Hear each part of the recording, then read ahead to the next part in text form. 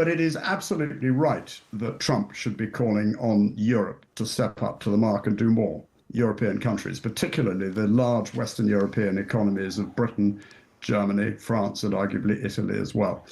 Because frankly, the last several decades have seen European countries in NATO get a free ride from America. There's a great piece in the Times today about a potential European peacekeeping force in the Ukraine.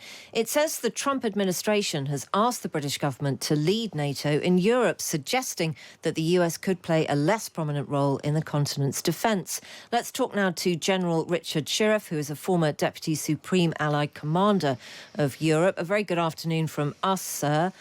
Do you believe that the British armed forces are ready to lead NATO in Europe?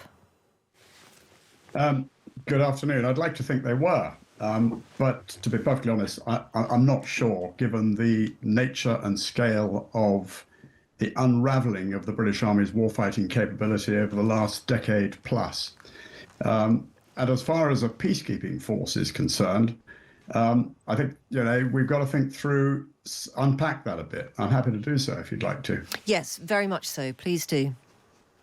Well, you've got to start with your adversary. We need to understand Russia. Russia has not been defeated. Russia is still moving forward inexorably, slowly, at vast cost, albeit and on a very shaky economy.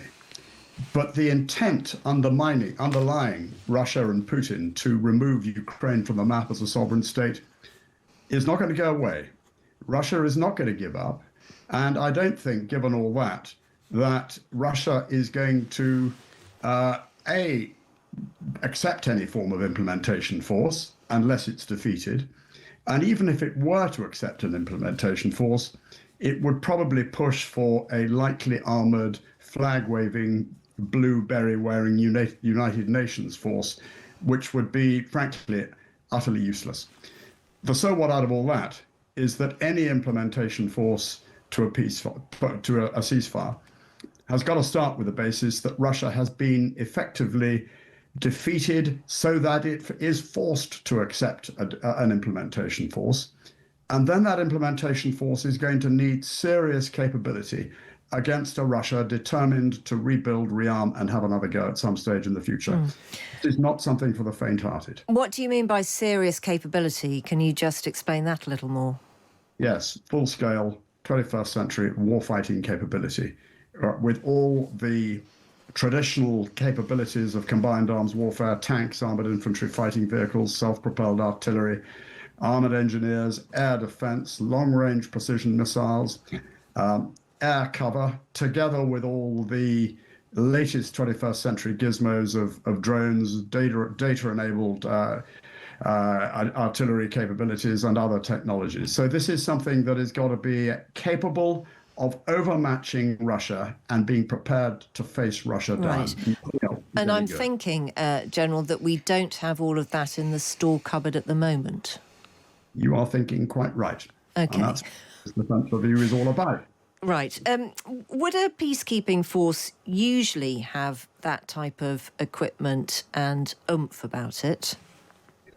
Look back at the precedents. The answer is yes, it might. And on previous form, it has sometimes had that. So the Kosovo implementation force that NATO put into Kosovo in 1999 was pretty well tooled up with armoured brigades and armoured capabilities and warfighting capabilities. And it needed to be because of the threat that the Serbs would come back and have another go. Go back further to 95, 96, the implementation force that implemented the Dayton ceasefire in Bosnia was also a highly capable force. 90,000 men roundabout in Bosnia, round about 50,000 in Kosovo. Those are tiny in comparison with, it's a tiny geographical areas in comparison with the 1,000 kilometers of front line between Russia and Ukraine. So extrapolate from that. And I think we're probably talking about not much shy of about 500,000 soldiers to implement that. And they've got to be seriously capable. Right, OK. Is there also a sense of danger here that the British Army becomes a battalion of the US, taking the hits, but actually unable to move strategically or politically on its own? Well, it is quite right that Britain should aspire to lead in NATO. But if you are to aspire to lead in NATO, you've got to do more than talk about it. You've got to match it with capability. And thus far, that's not happened and it is not happening. As far as being a sort of US proxy, I don't think this is something that Britain should think about doing without American support. It is entirely fair enough for Britain to lead it with an organization, for example, like the Allied Rapid Reaction Corps, the ARC, more than capable of doing that.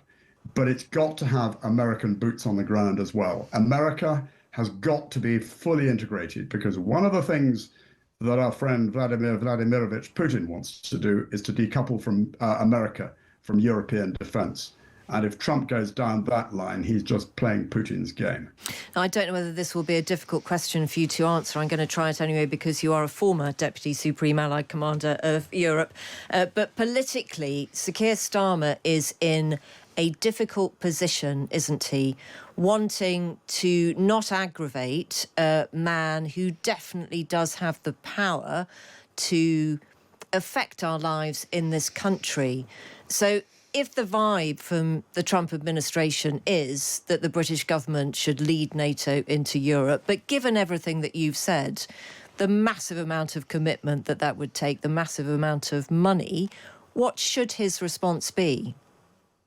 Well, I'm just going to put personalities to one side here. I'll leave that to the diplomats. But it is absolutely right that Trump should be calling on Europe to step up to the mark and do more. European countries, particularly the large Western European economies of Britain, Germany, France, and arguably Italy as well. Because frankly, the last several decades have seen European countries in NATO get a free ride from America, which has underwritten European defense, which is one of the reasons you're seeing this very strong isolationist push from America under President Trump. So no, it's absolutely right that Europe should step up to the mark.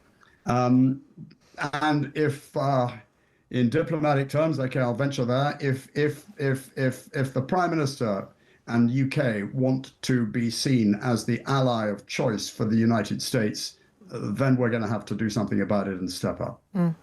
Thank you for your time this afternoon. That is General Richard Shirreff. It's a changing geopolitical landscape by the hour, Jane, isn't it? We welcome all of your thoughts. It's 0333 003 2353. Some of the figures that the General was referring to there are mind-boggling, though, aren't they? No, they really are. In terms of defence spending, in terms of commitment, and just in terms of boots on the ground. Yes, the truth is, though, at the moment we have uncertain times, was what the Governor of the Bank of England referenced earlier. We've got no idea, as we sit here on Thursday, February the 6th, what we'll be talking about this time next week.